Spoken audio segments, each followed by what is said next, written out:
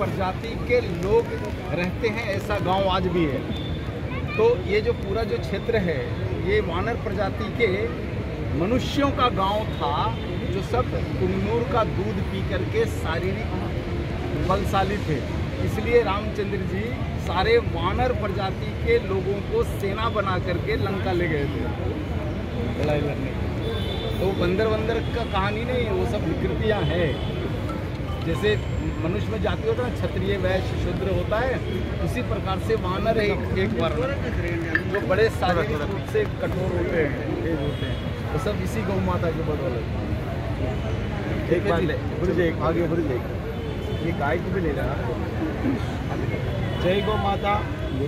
ఏ ఆంధ్రప్రదేశ్లో ఒక చాలా ముఖ్యమైన గో సంతతిది పుంగనూరు ఒరిజినల్ ఆవు. ఇందాక నిరంజన్ వర్మ గురూజీ చెప్పినట్టు ఈ వీపు చాలా పెద్దగా ఉంటుంది. ఈ పుంగనూరు ఆవుకు తోక కిందకి వేలాడుతూ ఉంటుంది. ఈ మూపురం అనేది ఒక టవర్ లాగా, మన సెల్ ఫోన్ టవర్ ఏ విధంగా పనిచేస్తుందో అలా పనిచేస్తుంది. సూర్యరశ్మి కిరణాలు ఈ మూపురంపై పడ్డప్పుడు వీటి శరీరంలో ఒక కాస్మిక్ ఎనర్జీ వస్తుంది. అందుకే ఈ ఆవు పాలలో బంగారు వర్ణంతో కూడిన అమృతం వస్తుంది. కాబట్టి ఈ దేశీవాలి ఆవు మూపురము గంగడోలు ఇది మాత్రం దేశీవాలి ఆవు. వీటి ఉత్పత్తులు పంచగవ్యాలు, ఆవు పాలు, ఆవు పెరుగు, ఆవు నెయ్యి, ఆవు మూత్రం, అదేవిధంగా ఆవు పేడ చాలా ప్రశస్తమైనది. ఇది ఆంధ్రప్రదేశ్ జాతి అయిన పుంగనూరు జాతి చాలా విలువైన జాతికి చెందిన ఆవు. కాబట్టి దీన్ని రక్షించాలని ఈరోజు మహతి ఆడిటోరియంలో జరుగుతున్న పంచగవ్య 13వ జాతీయ సదస్సులో తిరుమల తిరుపతి దేవస్థానం నుంచి ఈ గోమాత మనకు ఎస్వి గోశాల నుంచి ఇవ్వడం జరిగింది. రోజు ఈ గోమాత పూజ చేసిన తర్వాత కార్యక్రమం మొదలవుతుంది.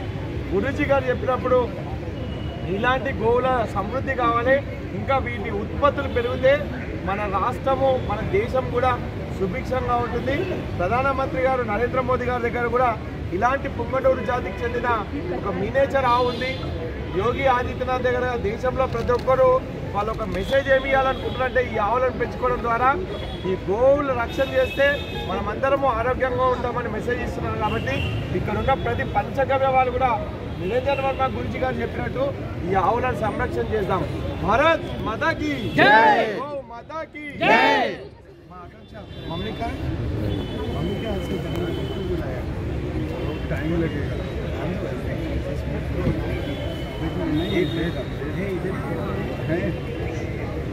एंट्रेंस पे आ जाओ, बोलो उनका हाथ से करेंगे, बस दोनों में